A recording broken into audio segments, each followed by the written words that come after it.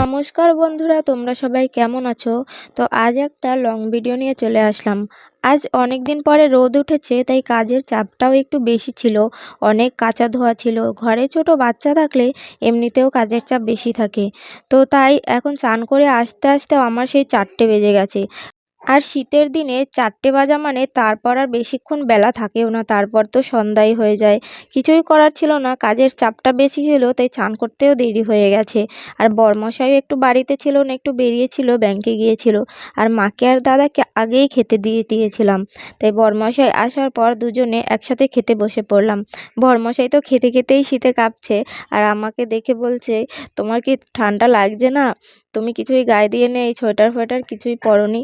আমি বলি, আমি তো এখন স্নান করে এসেছি, তাই অতটাও ঠান্ডা লাগছে না। একবারে খেয়ে দিয়ে উঠে তারপরে সোয়েটার পরে নেব। আর আমাদের মেয়েদের ঘরের সংসারের কাজ যেন শেষই হতে চায় না। শুধু কাজ যতই করো না কেন, সেই কাজ খুঁজে খুঁজে আরও বেরিয়ে যায়। তো খাওয়া দাওয়া করে তারপর টেবিল পরিষ্কার করে নিলাম, তারপর বাসন ধুতে চলে গেলাম। এই শীতের দিনে জলের ধারে কাজ করা যে কতটা কষ্টের, সেটা শুধু ঘরের বউরাই ভালো করে জানে।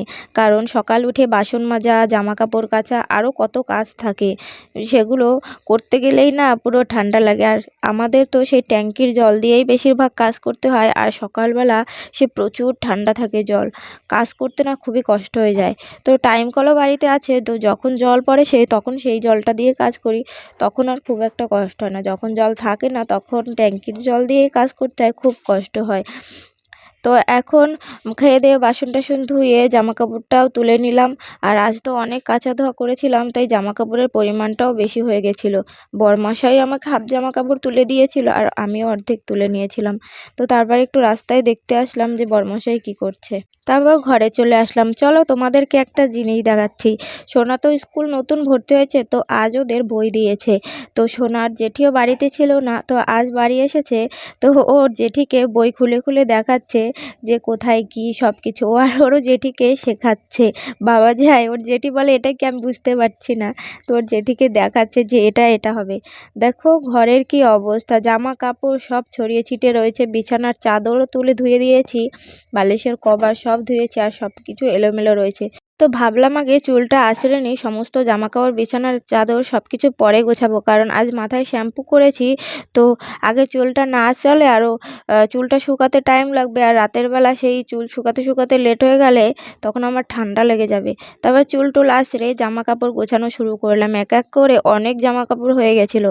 তো বরমশাই তো সমস্ত জামা কাপড় যেগুলো ভিজা ছিল সেগুলো বাইরেই মেলে দিয়েছিল, আর যেগুলো রয়েছে শুকনো সেগুলো আমি গুছাতে শুরু করলাম। বরমশাই আবার একটু কাজ করছে তার, আর এদিকে আমি আবার বরমশাইয়ের একটু দরকারি কাগজপত্র সেগুলো আবার ফটো তুলে দিচ্ছিলাম। সন্ধ্যার পর দেখো শাশুড়িমা বসেছে টিভি দেখতে। শাশুড়ি মায়ের আজ শরীরটা ভালো আছে, তাই সিরিয়াল দেখতে বসেছে। কদিন ধরে শাশুড়ি মায়ের শরীরটা খারাপ ছিল।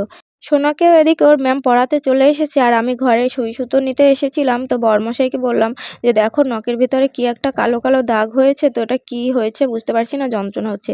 নিজের হাত দেখেই ভাবছিলাম একটা টাইমে যে মায়ের হাত দেখে বলতাম তোমার হাত এরকম কেন। এখন বুঝতে পারছি যে সংসারের কাজ করতে করতেই হাতের অবস্থা এরকম হয়ে যাচ্ছে।